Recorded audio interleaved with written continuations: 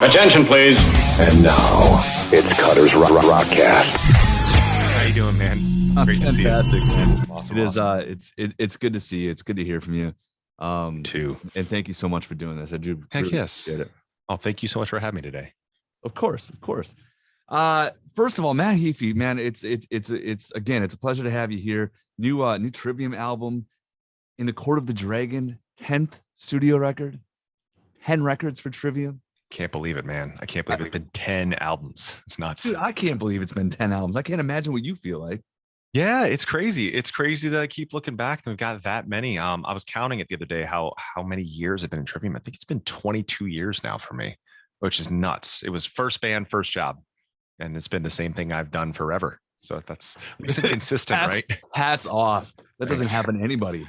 No, at least I'm consistent. And my second job of streaming is just me playing Trivium songs. So it's like kind of the same thing. Which the streaming thing's amazing, man. The whole Twitch thing. Let me start there, because obviously during the pandemic we all found our love of streaming. You were doing that before that. Where did the idea for you came from to go, you know what, I'm going to get on this mainly video game platform and I'm going to do, obviously there's some gaming stuff, but I'm going to do songs? I'll take you to the beginning. So we had just finished a show in Barcelona 4.5 years ago. And afterwards, the promoter was like, hey, there's some YouTubers that want to meet you. And like, we all kind of laughed, like, yeah, everyone's a YouTuber, haha. But then we looked them up on my phone. And the main guy has 7 million subscribers. His buddy has 2 million. His buddy has 500,000. We're like, these guys are all here? And I was like, yeah, they're big fans. Like, of course, we'll meet them. So we met them. Super cool people. We had them up on stage with us at Resurrection Festival. They sang Pull Harder with us, stayed in touch with them. But right after they left the room, I said out loud to my band guys, I was like, man, I should start a YouTube. And Paulo's like, I think you should look into Twitch instead. It's actually Paulo that planted the seed. Really? So I was like, oh yeah, I've heard of that. I was like, that video game thing, right? He's like, yeah, you should look it up, because he knows how much I'm into video games. And we all are, but particularly me, I was so much into it. So that night, I think when I got in the bus, got on internet, bus Wi-Fi, because we're in Europe, and I looked it up and I was like, all right, I'm gonna start an account. So I started both a YouTube and a Twitch at the same time. I had to wait till I get home. So I got home, started up this PS4 with a webcam, me sitting on my couch in my living room, playing to 3 to 7 people, 30 minutes a day. I was like, this is the coolest thing. And I was like, I can't believe people want to watch me play video games. My whole drive behind it is that Trivium, we've been around for a long time. We've always only been a band built by our supporters. Like, they're the ones that kept us alive through everything, through thick and thin, through highs and lows. So I said, I want to get back to those people that, you know, are commenting on the pictures of my food and saying, dude, that looks cool. That food looks awesome. I want to go to those people and like be with them in the moment. Mm-hmm. So I realized that Twitch was that thing, that like they were built on live streaming. So I kept up with it. Every time I go on tour, I'd stopped. And I remember that first tour, after starting the channel, it was like 5 to 15 people. I was freaking stoked. Like, this is amazing. I can't believe there's that many people watching. I get a tweet from someone at Twitch HQ, and they say, hey, we're big Trivium fans. My kid just came in here, so if you hear another voice, that's who that is. Oh, yeah. They're like, hey, you should come out to Twitch HQ, because, you know, we're big Trivium fans. I was like, okay, awesome. So I went out to the Twitch headquarters, met a guy named John. He's playing guitar for us. Met a guy named John, a guy named Brandon. They lent me this thing called the Gun Run IRL backpack. It's a backpack built by one of the original employees of Twitch. The screen name was Gun Run. It was the thing I was able to stream the show from. So that night I streamed the San Francisco show, and I noticed the viewership exploded. People were super into it. And John and Brandon said, why don't you take this on the rest of this tour, enjoy this, stream every single show. Streamed every show. When I got home, back to video games. I stayed in good touch with Brandon and John. We'd fly out to San Francisco, my wife and I, to get tattooed. That would kind of show you the quality of tattooing at the time in Florida, that we'd fly across the country to go get tattooed. So we go to San Francisco, hang out with John and Brandon. I mentioned to them, I was like, I love streaming so much, but I can't stream as much as I'd like to, because I have to rehearse vocals 1 to 4 hours a day, 5 to 7 days a week. I explained, I blew my voice out in 2014. I need to keep the chops up. It's just what I need to do to feel good and to make my instrument be at tip-top shape. And Brandon and John go, why don't you stream that? And I was like, no one wants to watch me play Trivium songs every day and do vocal exercises in the backstage. Like, I bet you they do. I did that, reformatted the channel. That was, let me think. That would have been 3.5 years ago. I decided to jump into music 4.5 years ago is when I started Twitch, and the channel blew up again. Yeah, it blew up again and changed and shifted around. Then I shifted it to 5 days a week, 2 times a day, 7 days a week, 1 to 4 times a day on tour, which is a lot, but it's you got to love it. And I love it.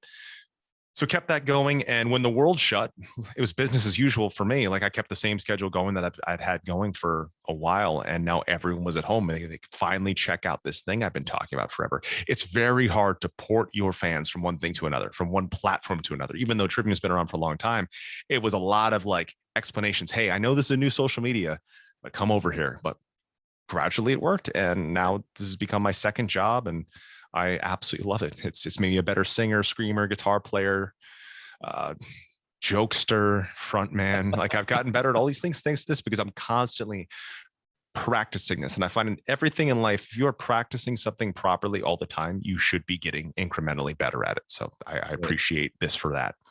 It's really an incredible thing. And it was when you started doing the Trivium stuff, that's when I came across it, obviously following music. But it is as a fan of music and as a fan of getting behind the scenes of it, and that's partly why I started doing this, right? But to see that aspect of it is really just such an interesting thing, and it really does open up that window. I think that most people, especially before modern technology, didn't get to see. And remember when we were kids, right? We'd go buy the Metal Edge magazine and try to get the posters and try to read whatever interview you could find on, startup websites back then and all that stuff. And now, like, here we are, and we can just see it anytime. And it's really an amazing, incredible thing. I love it. I love so much to be able to show people, because I've always said it's everyone in this world, everyone on this planet is the same. No one is better than anyone else. Just some people do things that become a vessel for people to be able to enjoy together. Right. And a big thing for me is I've always wanted people to know more of the side of me, who I am off stage, because that is me, but it is also me off stage, the person that they're able to see daily. So it's been great to be able to open up that way. And I think there's a time and a place for like the mystique that some bands do. But for me, I kind of, my thought process on it is when we play a show, we're going to deliver that larger than life thing. That's going to be the Trivium stage performance. It's going to be very intense and serious. And there might be some moments of personality, but it's for the most part very serious. And then over here, I could be silly, be myself, speak like myself, get to know these people that are coming out here and supporting me even further, and be able to have a good time. What's really cool is I was doing a stream panel the other day with the head of Twitch Music, Tracy, and he was asking, he's like, how did the Mike Shinoda collab come about? Because Mike Shinoda and I did a song together. He produced one of my tracks, made it absolutely incredible, totally different than anything I've ever done before. I was explaining this story. He was like, how did that happen? I happen to notice Dead Mouse is in my chat. I'm like, it happened like this, Tracy. Hey, Dead Mouse, I'm a big fan of your stuff. I've seen you in the stream before. Let's make a song together. He said, let's do it. So yesterday, I just finished up all the guitar, bass, and vocal tracks for something that Dead Mouse and I are doing together. So it's like I did like super heavy, like brutal guitar parts. I did these really cool, like screaming and very catchy. There's a super catchy chorus, and he's now doing his thing with the song.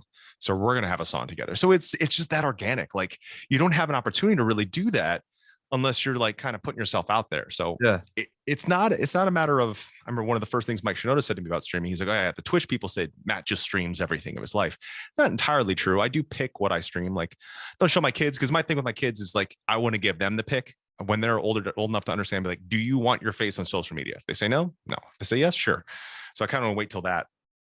And I explained to Shinoda, I was like, I stream very selective things. I stream my practice, all the work it takes for me to be Matt Heafy of Trivium.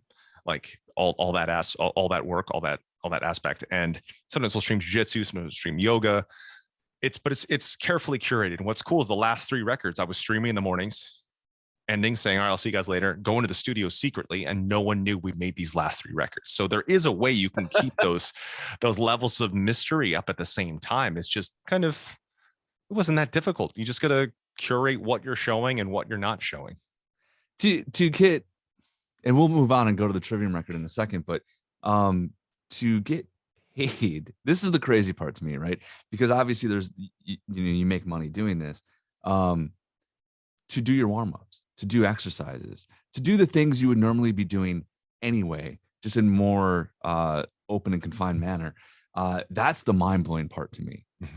Yeah, it's great. I love being able to double up, and like a lot of things, like even, whenever I'm like, let me think. Yeah, as I'm preparing for a tour, as I'm preparing for a record, as I'm doing the things backstage. Now we started streaming. We got the idea from Megadeth, Metallica. Like we've got our own tuning room that we do now. It's us jamming as a band backstage. Now we stream those as well. So we're on tour.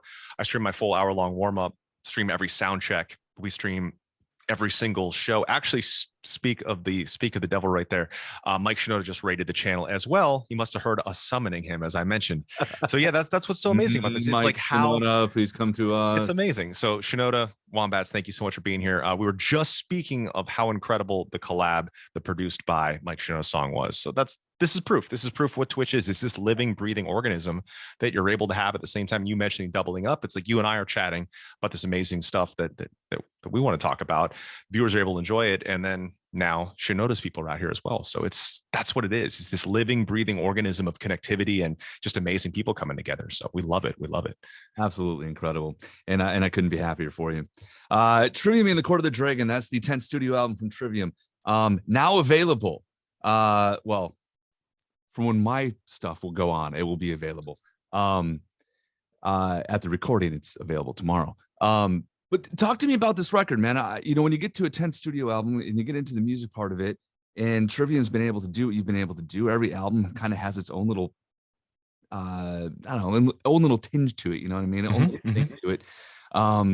What is it about this one? Like, how would you describe In the Court of the Dragon as a Trivium record versus any other album? For sure. I'm looking at the discography right now just to get my talking points together. So it is interesting that with Trivium, albums 1 through 7 are completely different from each other. Every single one is different. Some maybe a little bit more closely related to others, but if you take Silence of the Snow and compare it to Ember to Inferno, it's like sounds like different bands, which I think is cool. Like right. I think that we could have been a band that made every record sound like Ascendancy, but it was nice to be able to see where else we can go, test different avenues. So it's after Silence of the Snow that we figured out very organically, naturally, without having to calculatedly think about it, a way to present all 7 records as DNA and blueprint on top of new music. So I feel that Sin is a reflection of albums 1 through 7, the best of those 7. I feel What the Dead Men Say is the best of Ember through Sin.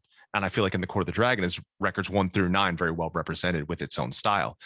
With the last 3 records, all 3, we didn't say, hey, it's time to make a record. We just started organically capturing lightning in a bottle. That's the way I like to write. That's the way these last 3 records are written. I'll give a good example.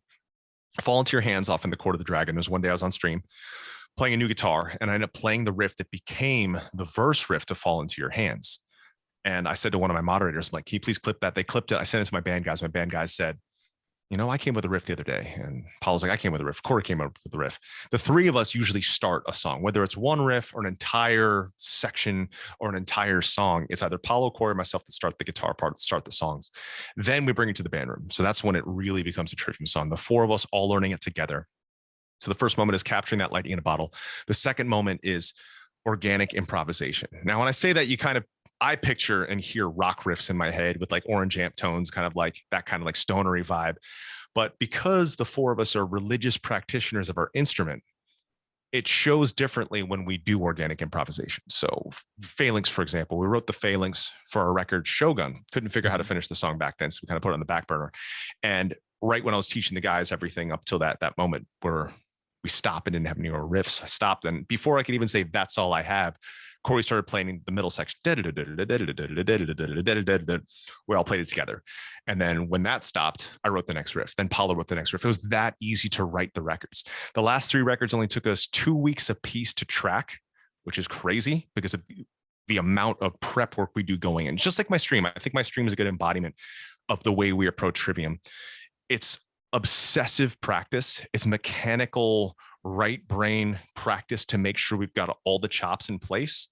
And then we let loose with that left side of the brain. We let loose with the let's play, let's make the kind of music we want to hear. And when we wrote the last 3 records and when we wrote the majority of our records, we never write thinking, is someone going to like this? Is someone going to dislike this? We selfishly, purely only write for what kind of music do we want to hear? What makes us feel good? Now, while that sounds selfish, I feel like that's the way to get the purest, most unfiltered version of what a band is. And that's the process between what we do. So it's interesting. You mentioned the prep work that goes in, obviously to writing and demoing, and you guys tend to do more of it. I mean, to be able to track, because if you listen to a Trivium album, I'm going to go into the musician side of this here for a second, but if you listen to a Trivium album, there's a lot going on. There are a lot of parts going on. There's harmonies going on. There's guitar harmonies going on. There's just the amount of different instrumentation, all of it. I guess how much of that is going back and forth between you and Paulo and Corey and the rest of the guys sitting down, writing that all down, getting that all charted out, and then going to the studio versus, hey, here's these quick ideas and riffs for songs. Now let's go jam it out. Like which way, I guess tends to go better. When it comes down to the technical aspects of the band, or long songs, complicated meter, key changes, all these things, a lot of notes, it's funny that we never say, let's make a song that's technical. If there's a technical song, we never say, hey, let's make this technical and make this long. It just ends up naturally that way. We always say the song comes first. So it's all about presenting the song in the way that it should be, the song that makes sense to us. And sometimes we'll finish the song and be like, all right, that was probably 3.5 minutes. And we'll look at it like, oh, wait, there was 8 minutes. Or with Dragon, I thought that was 10 minutes long. It's 5 minutes. So it's just, I think that when it comes to us, and I believe it should come for all bands, is that the song has to come first. It should not be about being technical or being intense or being brutal. Your presentation, if that's where you naturally gravitate, that will naturally gravitate or naturally pull in that direction. But it is all about the song first. And what's nuts is so many of these things were improvisationally written, as you hear in the end. Like in the Court of the Dragon, I had the verse riff. I brought that in. Paulo said, he's like, I think we should have a riff that's kind of like, he didn't say in Waves chorus, but that's what I translated from it. And that's when he wrote the da da da da da da da da da right on the spot. Within like 30 seconds, he had that done. We hit the chorus, the tremolo picking part. I was picking it fast. Alex immediately goes to a blast beat. The very first melody that I sang, with no words in front of my face, no plan where I was going, was the chorus as you hear it. So I basically wrote that improvisationally, the chorus. Same with Feast of Fire. When we first struck that open D flat chord, the first words that sang out of my mouth were the second verse, sunlight falters, just purely written coincidentally, organically. So it's that. And I believe that we're able to be to that place now because we've done 10 records, because we've been in this for 22 years, that songwriting should be looked at something that is a practicable technique like guitar and vocals. Some people are natural songwriters, some people are natural singers, some people are natural guitar players. I was not a natural singer screamer. I was absolutely a natural guitar player, but I was not a natural songwriter. And the way I got better at it is purely by doing more and more of it. And thanks to the stream as well, being able to learn other people's songs. Like today I did for the Boise Rock Station. They were like, hey, our theme song is You're the Best Around from Karate Kid. And I was like, okay, I'll do that. So I learned that today and did that song. Jeremy and Nick, of course. I just sent it to Big J. He's like, dude, this is awesome. So they're going to use that for the morning show. Yeah. So it's all about learning as many things you can, but I've done everything from like making Baby Shark a death metal song, making Cannibal Corpse sound like pretty happy music, making Angel of Death sound like all purely sung. So I think that when you go around, explore and learn other things, like learn pop songs and country songs and other metal songs and play your stuff and learn all these different things around there, it grows your mind, your brain, your creativity. And that's all thanks to this. It's thanks to people on my channel going, hey, Matt, why don't you learn this song? And then me just deciding to try it out. It's interesting. And I'll just say this quick, and then I know you want to play a song, which I absolutely love. I started doing a bit on my afternoon show. Now I do it on my morning show called Cutter's Guitar Shop, right? I take guitar riffs from you or from Metallica or from Volbeat or whoever, right?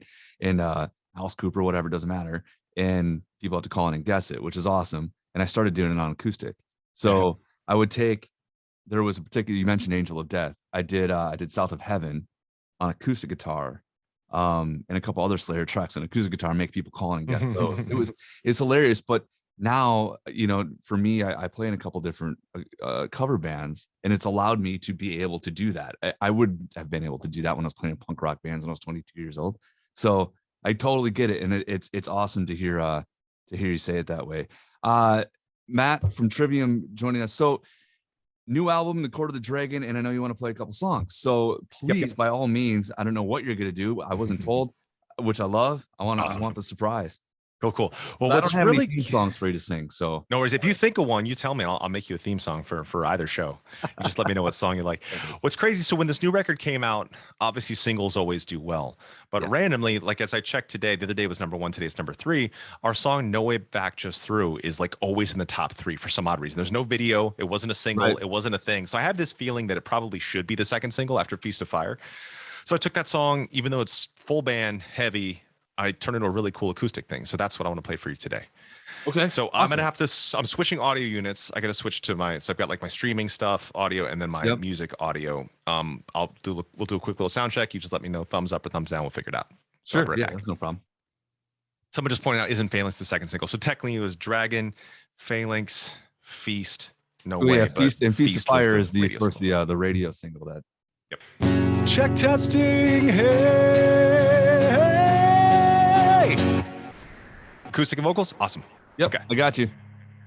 So this is No Way Back, just through. I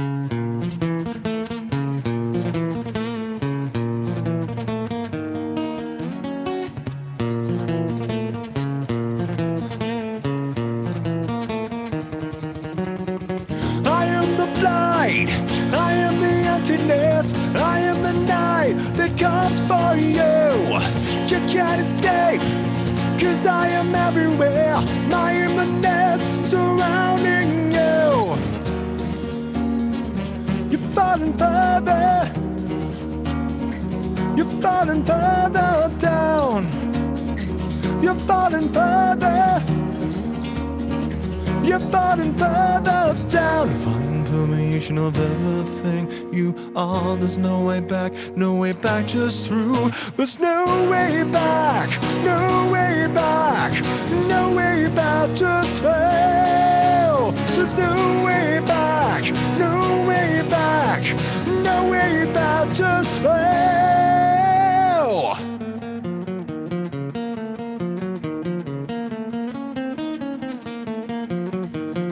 I am the curse, I am the ambience, the secret sounds that come for you. There is no base, this is a reckoning, your ignorance destroying you. You're falling further, you're falling further down.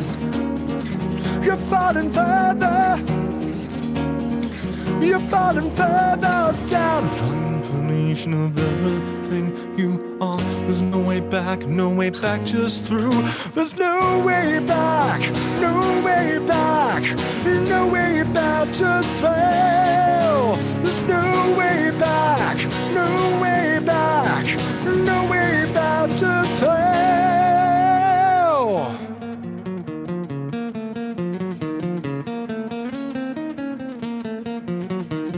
I will not live to see the final justice, and I'll be the one that comes for you.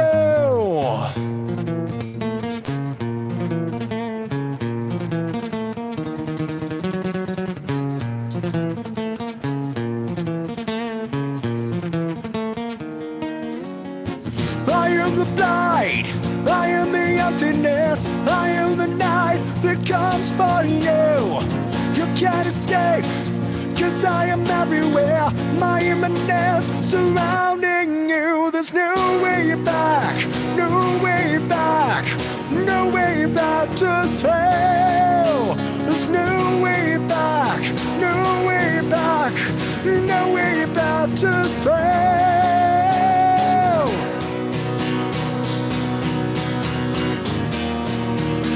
No way back, just fail.